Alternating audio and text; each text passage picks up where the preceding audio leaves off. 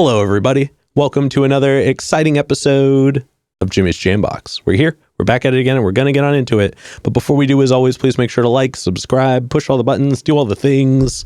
You know, I don't know where they are, but you do, and I trust you. With that being said, here's a quick word from our sponsors. Organic herbs and botanicals, skincare and edibles, wellness for body and mind. The Brothers Apothecary. Fine teas and remedies. Ronald Records. From indie gems to classic hits, discover the heart of local music. With live shows all the time, up close and personal, and regular releases on their in-house label. Ronald Records. Supporting the community, one track at a time. All right, thank y'all so much for watching again. Shout out The Brothers Apothecary, Ronald Records, and Portland Water. Thanks for keeping us hydrated. And with that being said, let's go ahead and get on into it. Here is today's guest. What's up, guys? I'm Nick. Hello. Hey. Yo, thank you so much for joining us. Thanks for having me, man. Yeah, why don't you tell us a little bit about, who you are, where you're from, what you do. Give us that, Tinder profile of your involvement with music. So I'm a musician. I'm a producer, engineer. I have a recording studio called The Bunker in North Portland. Hell yeah. What got you into music initially? Growing up, my dad was a guitar player. Okay. And so, yeah, ever since I was little, there's been an acoustic guitar in our living room. So gotcha. So you were just picking it up and playing it. Yeah. Okay. And then was anybody else in your household musical, or was it mainly just your dad? I mean, my mom, she loved dancing, and they were always listening to music, and it's just kind of part of our family environment. There's always music being played, and gotcha. Okay. Yeah, I was just always really into it. I dig that. And then was your first instrument guitar as well? It was, yeah. Okay. Keeping it in the family. Yeah. It was actually, so my sister got a guitar for her 15th birthday or something. Mm-hmm. And I just started hearing it from her room, and she started teaching me songs. And then after a couple months, it kind of fizzled out with her. Mm-hmm. So I kind of, I was going to say you just liberated it into my room. Yep. And then, ever since then, I've just been obsessed with it. Hell yeah. I dig that. That's really cool. And then did you segue into more of the production realm of things earlier on, or does that happen way later in the story? Nah, that was a while. That was, I started playing in bands in high school. Okay. And throughout college. And then, towards the end of college, I started working at a music store. Mm-hmm. And that's where I started learning about all the gear for recording. Because as you know, recording a band is expensive. Oh boy, isn't it? Yeah. So I started getting into it and being really interested in learning how to do it and demoing my own bands and that kind of stuff. So gotcha. Okay. Now, before we get into more of what you do with music in the present day, I do have a couple foundation questions I like to check in with everybody on. And this first one, it's one we ask early. It's one we ask early. It's one we ask often, and it's definitely a crowd favorite. What was the first album you ever bought with your own money? Okay, so there's three of them that come to mind. Mm-hmm. So the first album that I ever asked for Christmas and got was the Eminem Show. Okay, quality album. Yeah, classic response from a white dude. And then later on, in probably middle school, the first album that I actually bought for myself was Green Day, American Idiot. Okay. I just remember hearing, they're talking shit about the government. This is awesome. Yeah. You'd be surprised how often that is the answer. It's a very popular album. Yeah. I mean, that just, what was that? It must have been 12 or something. They were influential for a lot of reasons. Yeah. Yeah. And they just brought, I don't know, I guess for that time, from my exposure to the music world back then, it was they were bringing that commentary on the government and society to mainstream music, and I was just rock and roll. Yeah. But so from there I got into more heavier stuff, and then I remember in the first band that I was in, me and the drummer, every Saturday we would skateboard to Walmart and buy CDs. Okay. And the first one that I bought was Master of Puppets. Ah, all right. A Metallica man. Yeah, that was my introduction into metal. Yeah, I dig that. Yeah. My introduction was Megadeth's Symphony of Destruction. Oh yeah, which was crazy because growing up, my dad was a huge Metallica fan. Okay. He had a grip of albums, but he claims that Megadeth album was not his, even though it was in our CD stack. Oh, was he like either Team Metallica? No, I think he just like, I think maybe that was like one somebody like given to him or brought over, or like something like that. Like, but he was like, I don't even know where that came from. That's not mine. And I was like, well, it's mine now. Oh yeah, right. Yeah. Classic. Hell yeah. And then what was one of the first live shows you ever went to? That was like specifically one you wanted to go to. So like you saw what was happening, you got the tickets, you went to it. Wolfmother. Whoa. Remember them? Yeah. Yeah. Whoa. Okay. Hell yeah. Yeah, it was in House of Blues in Orlando. Gotcha. And Are you from there originally, or like the California area, or is Orlando, Florida? Sorry, mixing up words here.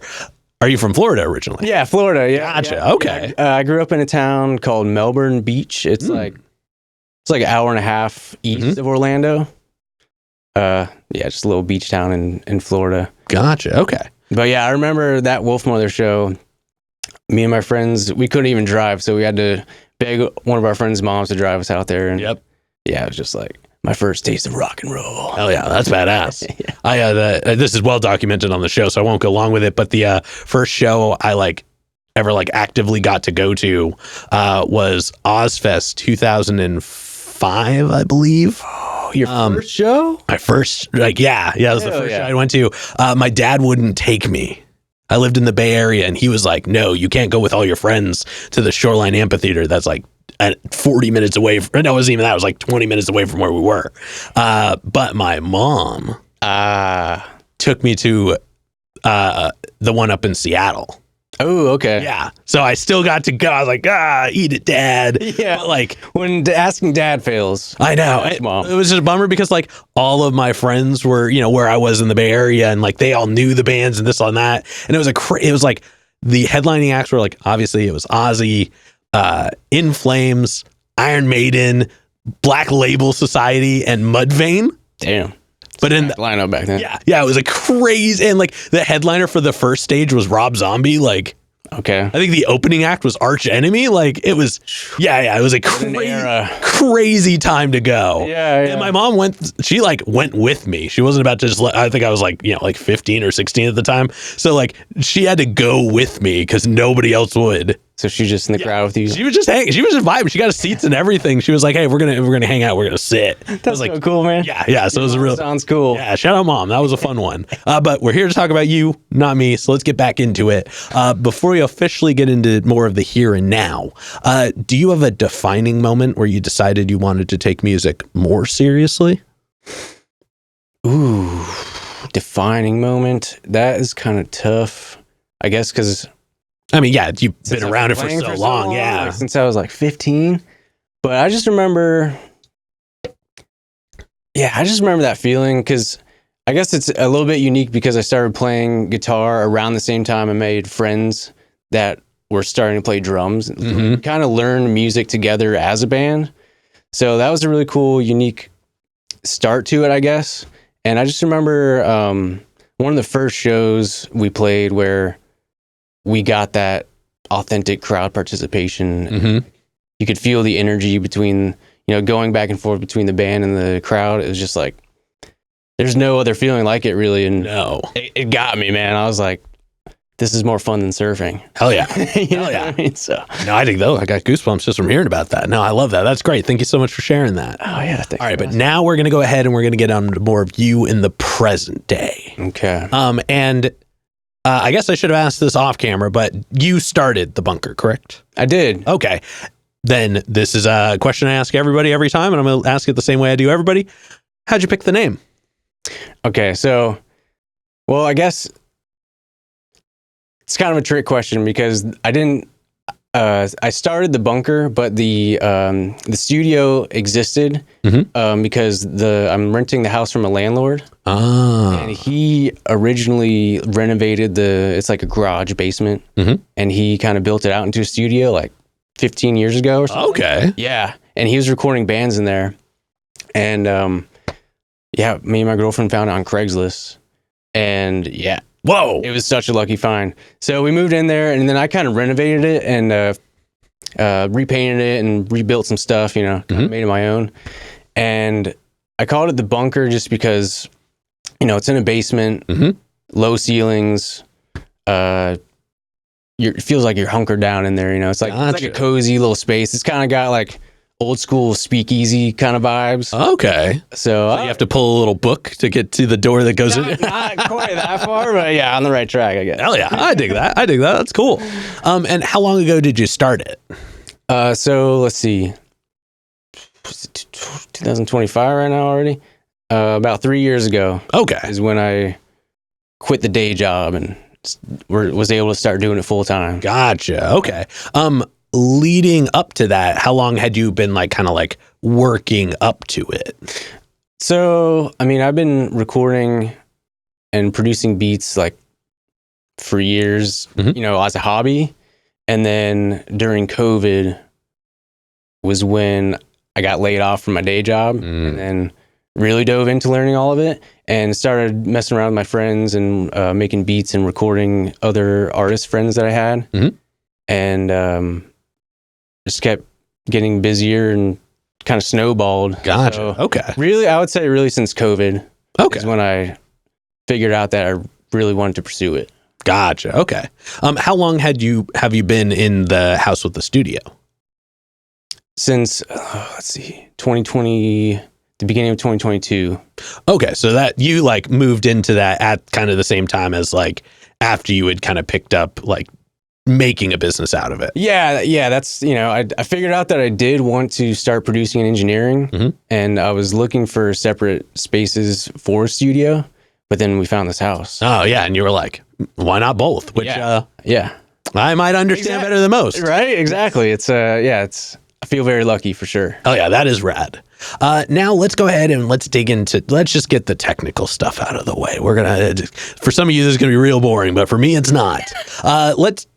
Let's talk the main foundation. Like, what are you doing as far as like DAW, like interface, like the just the big chunks? Okay. So I am an Ableton user. Same with you, right? Don't have to edit that to Ableton later now. Yes. Yeah. I don't know. I love it because I first started using Ableton for making beats. But what version did you start on? I don't know. Must have been 8. Okay. So yeah, right. That's when I started on it as well. Okay. Yeah. But yeah, it's really great for production. But you know, when I started recording my friends, you're able to just record right into Ableton too. Like you can do anything, and that's where I mix and master. Like you can do anything on Ableton. Yeah. So that's especially now. Like it has really come a long way since they figured out, oh, people are using this for everything. Let's make it do everything. Yeah. Yeah. Yeah. Ableton's crazy. Yeah. Let's see. For my interface, I have a Apollo X8P. Oh yeah. Yeah, Apollo's sweet. Do you have like the extra expansions for it, or are you still just rocking the main one? I just have the 18 channel one. Okay. Because in the bunker it's pretty small. I'm not doing a lot of live bands down there. Fair. So I usually only need a couple inputs anyways. And then what else is on my chain? I have a BAE 1073 for vocal preamp. Hell yeah. And then I use a Mojave M200 tube condenser mic. Hell yeah. Yeah. So oh my God. It's a nice little, simple little clean setup. Damn, those are two really good pieces of equipment. I bet that sounds amazing. Yeah, no, it's a lot of people like how their voices sound in there, for sure. Hell yeah, I dig that. And then I'm trying not to make this unenjoyable for everybody, but like what studio monitors are you using? Ooh, Adams. Okay. 7X. Okay, classics. Yeah, they're nice. I have those. They're really good for mid-range. And then I just have, I forget what kind of JBLs, but are they newer or older? Like lower grade, newer JBLs, but they have the sub. Yeah. So you can check all the lower frequencies. So gotcha. Okay. bounce back and forth between them. Hell yeah. I love the Atoms specifically because if you can make the high end sound good on them, it's going to sound good everywhere. Right. Those tweeters are insane. Yeah, the ribbon tweeters. Yeah, they are. They sound so harsh, but once you like learn how to use them to like mix in general, everything just sounds so good out of them. Yeah, it's really good for mixing. I don't know, just especially since my ears are used to them because I've been using them for so long. Yeah. Well, that and just like, I mean, they're front ported, so you don't have to worry about where you put them in the room. Yeah, it's all like, what are their cones made of? Is it Kevlar? It's like everything about the design of them is incredible. Yeah, they're the T7s are T7Vs are not T7Vs, sorry, A7Xs are just they're not like slept on. Because they're definitely, people are aware, but if more people put the time into getting a pair, they would probably have a real good time with what they were doing.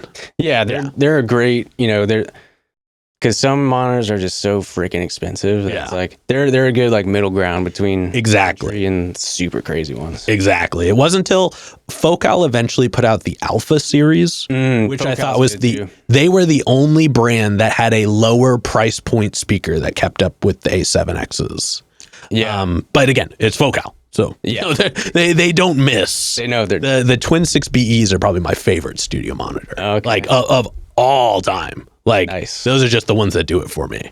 But like I said, we're getting really in the weeds here. So I want to kind of reel it back. Take us through a day in the like life of the process. Like what does like starting a new project look like? So if like I'm an artist, I come into your studio, I want to get some stuff done. What does the beginning look like for that? Well, that's a tough one too because I'm very ADD, so I like working with all sorts of music, and so I've worked with all sorts of different artists. Some, it ranges from in hip hop. Some will come in with a YouTube beat and a song already written, and it's just nice and easy.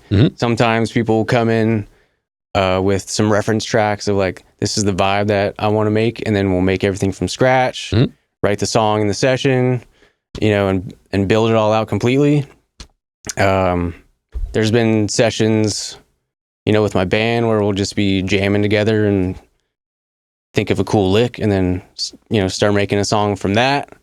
So yeah, it's really depends on the situation. Like it can be different depending on the artist. Fair. And then I guess as far as like your own music goes, I guess let's talk about stuff that you do individually. Yeah, sure. I guess I assume you play guitar. I do, yes. Do you sing as well? Nah. Fair. Yeah, me neither. Me neither. Tell us a little bit about the band.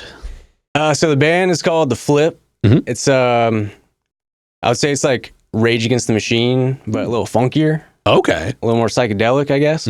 So yeah, it's like groovy kind of riff rock, but our vocalist raps over it. Gotcha. Okay. Yeah. Okay, I dig that. How long have you guys been together? We made our first song in 2020 when all the protests were going on. And then it's been kind of, we're all in our 30s now, so there's been life stuff going on. There's been some ups and downs and some hiatuses, but we're still going strong. We're working on the next album right now, actually. So hell yeah, definitely looking forward to that. Yeah.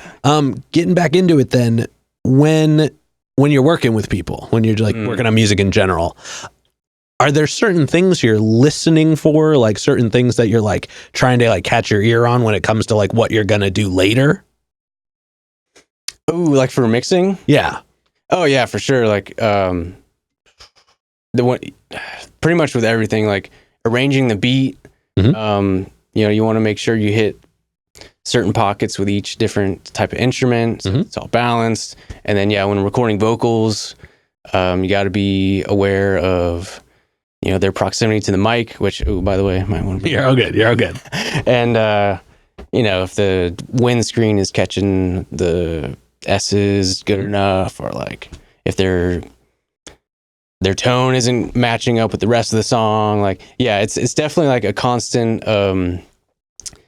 keeping in mind what's going on and how that's gonna sound later on when you're wanting to mix the song and get it ready for release. Gotcha. Okay. Yeah. So you're really listening to like the like physical attributes of the sounds and things a lot. Yeah, for sure. Okay. I think that's kind of like a curse when you start engineering and mixing. Yep. You can never listen to music the same. Yeah. It's really hard to remove yourself from the like, what microphone they were using to get that particular sound. Yeah, right. Oh, what EQ curve caused it to be like that? Yeah. How does he get that to play so well in the yeah. No, Sure. God, don't I know. No, but I dig that. And you know, I don't want you to give away all your trade secrets here, but what is your like go-to microphone other than like an SM57? Like, do you have one in your locker that you're just like, this just seems to work on a lot of things? Well, I really have just been using that Mojave. Okay. It's been working for everything. I also have I have a Rode, I forget the exact model, and then the SMB7? SM7B? SM7B, yeah. Gotcha. Those are really nice too, like that. That's very versatile. Pretty much anyone sounds pretty good on those. Yeah. With the right EQ. But yeah, I've just been loving that tube condenser mic. So I've been rolling with it. Hell yeah. That's been my favorite. Yeah, I was gonna say, I guess if you're sitting on a Mojave, you don't exactly need a million other things. Yeah, no, that thing's really versatile too. Yeah. Now, are you recording any drums at all? I've tried a couple times, but the studio, since it's so small, you know, drums don't sound that good in there. Yeah. And a lot of music that I've been working on, we've been producing the drums just on the computer. Yeah. So not really that many drums, except for the band. We'll just record them at my bass player Greg's house because he has a pretty sweet setup and he's got a living room with vaulted ceilings and carpet. Yep. Definitely better acoustics for drums. Yeah. Hell yeah, I dig that. All right, and then before we wrap up the middle portion, I have two last questions here. And this first one's a fun one. What are some just like awesome moments that like stand out from your time like working with other people? I'm trying to think of a specific one. I mean, just in general, I love being there for the moment of, you know, coming up with an idea or finishing a song or getting to that moment where everyone is just really stoked about it and feeling that magic of like, you know, we're all so proud that we made this and hearing it back. And it's like, it's almost a surreal feeling at first, hearing a song that you really like that you made. And it's just cool being able to share that with a lot of artists. Like being in bands, you get that similar feeling, but being a producer engineer, you can share it with a lot more different types of artists and music.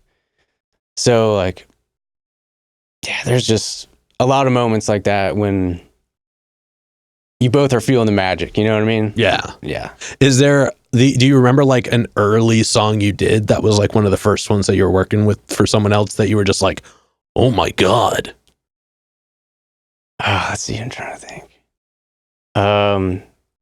There's a couple I could say, but right now it's coming to mind. I'm gonna have to shout out my friend Ashley Spencer. We've been making some like electronic stuff, and we made like, this was actually for her birthday. It was just like a birthday party session. We didn't have a goal in mind of like creating a real song. It was just like for fun. Yeah. But we ended up making this like club house banger, and we were like, how did we just do that? And you know, it was just a really good time, and it was just it was a funny moment, and it was a really fun session, and that song still slaps. Oh yeah. I assume it's a song that's out now? No, it's not out. We're figuring out. Ashley, we need that song. Yeah, right. Hell yeah. We are still figuring that out. Well, thank you for sharing those moments. And then before we move on to the next portion, this next question is probably the densest question in the interview. Okay. But, you know, we've talked about your experience with music, the actions, the reactions. But when it's just you and music, one-on-one, what does music give back to you? I mean, I don't want to sound cliche, but pretty much everything. Now that I've been able to quit the day job, you know what I mean? I've been able to find something in life that I love doing, and it's given me something to always be working towards and striving to get better at, you know what I mean? And it's just like, you know, music is such a tool for being a human, I think. Just because if you're happy, music can make you feel more happy, you know, can enhance your feelings. Or if you're sad, you can listen to a song and feel like an artist knows what you're going through. And going to concerts, you know, everyone is together, enjoying their time, forgetting about their problems. Music's a lot. I don't know. I couldn't imagine life without it, honestly. Yeah, hell yeah. Well, I couldn't say it better myself. I really appreciate that. I realized though, after I asked that was supposed to be the last question in the middle portion, I skipped one. Oh, okay. Let's go back. We're backtracking. This happened. No. Rewind. What is some music that you're listening to right now that's inspiring you? What are some things you're taking in at the moment that you're just like, this is a vibe? So I have terrible memory, and I always go on Spotify, and like if I hear a song that I like, I'll go to song radio and then just go down the rabbit hole. Yep. And I always save the songs that I like, and I always forget the names of them. That's all right. I've really been on a like instrumental funk tangent lately. Mm-hmm. Or I bet you like Lettuce. Oh, I love Lettuce. Yeah. Oh yeah. Yeah. Lettuce. Thank you for making good music. Oh, so good. Let's see what else. Trying to think of their name. I like a lot of kind of psychedelic electronic stuff. Mm-hmm. It's always fun to listen to. Yeah, it's kind of depends. My inspiration bounces all around. So. No, I fully understand that one. I put on a random album that I've never heard before every day on my way to work. Oh, sweet. Yeah. So you know exactly where I'm coming from. Like, yeah, I just believe Spotify's searching algorithms violently familiar. Yeah. Hence why there's 3,200 songs on the first year of the show. Right. Yeah. All right. But now that we've covered that, moving on to the next portion here. And these are all hypothetical questions. Ooh. Yeah. And for these, sky's the limits. The questions are all made up, so the answers are allowed to be as well. But this first one is pretty straightforward. Okay. If you could work with any one person, the only requirement is they have to be alive. Who would you want to work with, and how would you want to work with them? Okay. That one, I would have to go with Rick Rubin on that one. Okay. Interesting. That might date me a little bit to some people. I mean, he's a big deal to everybody right now, especially with the whole narrative of like, I don't even know how to play an instrument. Like, yeah, he definitely, he blew up recently on the internet for that. Right. I got to know what he does now. Yeah. Because he's been the producer on so many legendary albums for so many legendary bands. And yeah, I don't know. I've read his book too. I really liked his book. And I feel like he's probably just a cool hippie dude to hang out with. Yeah. You know, so I would probably want to be the engineer on one of those sessions to see how he produces. Gotcha. Okay. To see what the heck he's doing. Yeah. So you'd want to be like the conduit. Yeah. Exactly. Interesting. Try to understand how he's doing it. You know what I mean? Yeah. Because I guess since he doesn't do it hands on, he has to be like, hey, it needs more of this. Make it do this more. Right. Oh, what is he doing, or what is he smoking? Yeah. Oh God, I'd be afraid to know at some point. And then subsequently, who's a local artist that you're aware of that you haven't gotten to work with yet, but you would like to? There's a lot of those. Well, so the first thing that comes to mind, I don't know if this counts because he's technically from New York. Have you heard of Aesop Rock? Yeah. He's here. Yeah, he's in Portland now. You are one of the few people who has known this actively without me bringing it up prior to conversation. So yes. Okay. Aesop, if you're watching, let's jam, bro. Yeah, and then come on the show. Come on the show. Oh, yeah. Do an interview. Do both. But yeah, that big fan. I've been listening to him, since high school, really. Yeah. And I feel like he's kind of underground for how skilled he is. I don't think he tries too hard to be above ground. You know what I mean? Like, no, that's true. Like, he is definitely such a man of the craft, and then otherwise is like, please leave me alone. Yeah. Like, yeah, he's that. I could see that. But God, he's so good. He's so good. He's so good. And I think he makes a lot of his own beats too. I could see that. So yeah, I just like his vibe and like the feeling that his beats give too. But yeah, that'd be really cool to work with him one of these days. Well, everybody, you know what to do. Add him in the comments. Let's see if we can make that happen. And then for this next one, like I said before, sky's the limits, and it's pretty literal in this sense. But what would be your dream studio to work in? You can go to any of them. You know, guaranteed you're going to be working with whoever you want to be working with, however you want to be working with them. But where would you want to do it? There's so many that are like crazily designed these days and state of the art. But I think I would want to go to like one of the old school ones. Oh, what's the one in LA?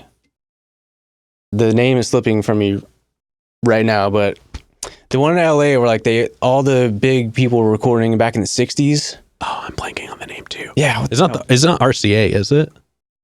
It's connected to that, I think. Okay. But yeah, I don't know. I would want to see. I'm curious about that. I think because of the studio I'm in right now, the house that the studio is in was built like 1880 something. And the studio was built, 15 or 20 years ago. So I don't know. I feel like the history of the place that it's in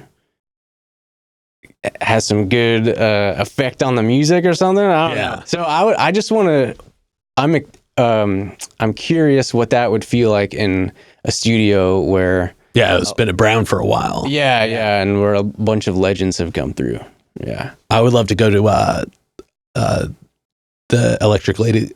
Oh my god. Electric Ladyland. Ladyland. There we go. I was trying to remember what that is like that. Yeah, like that would just. Oh, there's magic in that. There's magic in those walls, right? Sure. Yeah, there's gold in those hills. Those kinds of places I think are just really special in general. Yeah. And then I'm adding this one in. If you could add any microphone to your mic locker, money was no option. Oh man. Which one would you add in? I can't think of the exact model number, but a Telefunken. Okay, hell yeah. Yeah, like one of the vintage. Yeah, man, you are clearly a man of class. I appreciate that. Also, Telefunken is, if y'all don't know Telefunken, when this interview is done, go check out their stuff. If more people were using their handheld microphones, everything would sound real good. They got the vintage stuff. Oh yeah, well even their modern stuff, like they're like essentially SM58 equivalent, but it's obviously not that kind of money. But like their handheld mics for even just their like dynamic ones are so good. Yeah, so good. There's like the engineering on those things it's crazy. Yeah. Their kick drum mic is also ridiculously good. Okay. Yeah, fun fact. That is, if you're ever trying to invest some money in something, big fan. All right, but to wrap up the hypothetical questions, if you could get one more album from anybody, they could be alive, they could be dead, they could have not put out an album in 100 years, they could have put out an album yesterday. Who would you want an album from? The world needs another Rage album. Hell yeah. Rage Against the Machine. Hell yeah. With everything that's going on right now, I would love to hear what they have to say about the state of politics and society today, for sure. Hell yeah. That is a super solid answer. Appreciate it. All right, but with that being said, we're going to go ahead and start wrapping this up.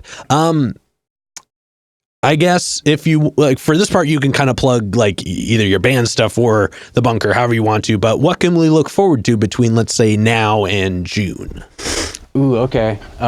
This year is looking pretty good. So, let's see, Briggsy, he's been on the show before. Yeah, shout out Briggsy. He's going to be on he's going to be on my February showcase. Oh yeah, yeah. So he February 15th, by the way. Yeah, I'll probably be there too. Please, yeah. Because so Briggs is dropping a project Friday. Oh hell yeah! We've been recording the bunker, and then after that, next month, Gemini. Mm-hmm. Oh, also going to be on the showcase. Shout out Gemini. Yeah, Gemini. He's been coming in the bunker for a while now too. We got 4 songs dropping next month, and then Aaron Westside. Aaron. Yeah, we're dropping. We're working on a project, but I think it's just a single coming out next month.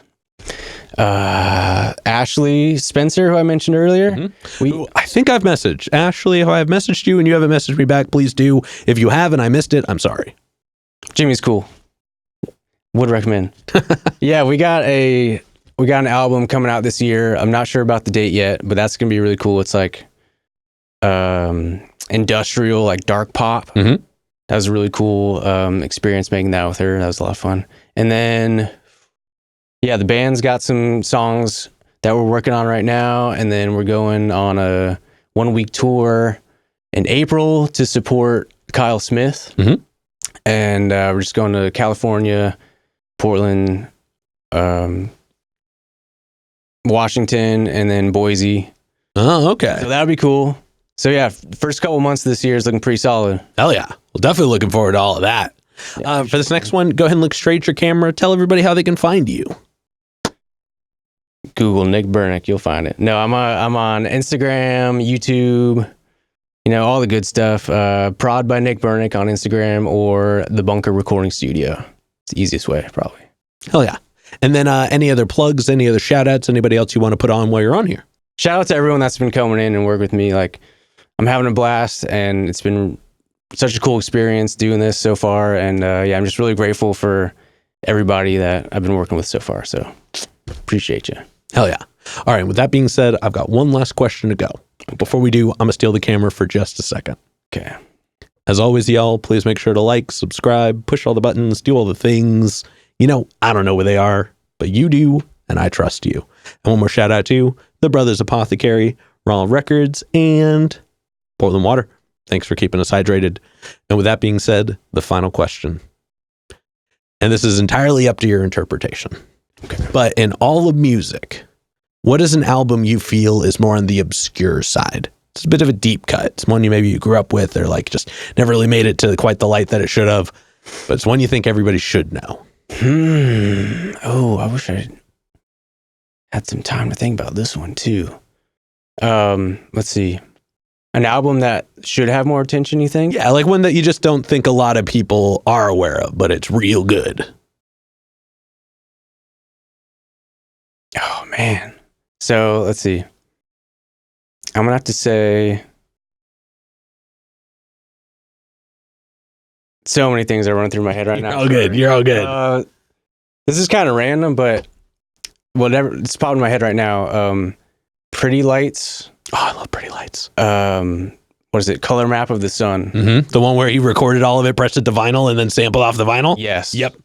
That was like, it's a instrumental, but it's a freaking masterpiece. Oh, yeah. And then he later released all of the stuff that he pressed. Yeah, all the recording. Yeah. Oh, yeah. Yeah. I mean, Pretty Lights in general. Ones, actually.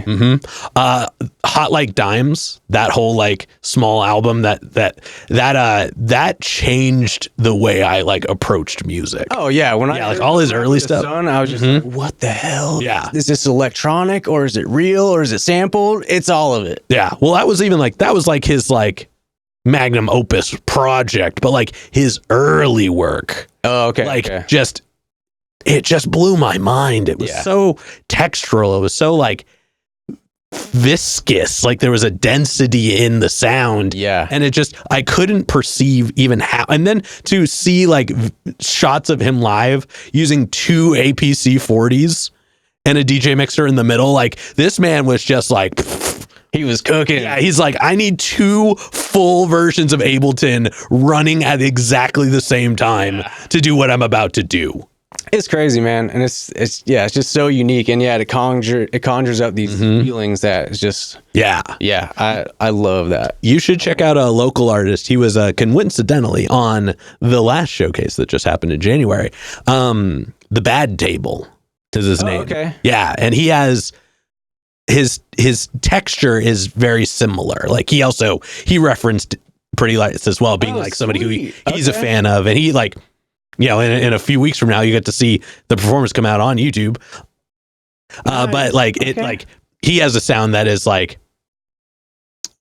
respectfully Pretty Lights-esque. Sweet. So definitely that episode. Okay. Yeah. Well, he did the interview. His performance from the showcase comes out, I want to say 4 weeks from now. So it'll be the 3rd Monday in February. Gotcha. Okay. Yeah. Which again, y'all are just listening to us talk about this now. But definitely check out The Bad Table. I think you will dig his sound, especially his newest stuff. New stuff's real cool. Hell yeah. Sure. All right. Thanks for letting me know. Yeah. But with that being said, we're going to go ahead and start wrapping this up. Thank you so much for joining us today. Yeah. Thanks for having me on, man. Yeah. And this has been another exciting episode of Jimmy's Jambox. I'm Jimmy. I'm Nick. And we're signing off. Later, y'all. That's a wrap. This is not a podcast. This is a show.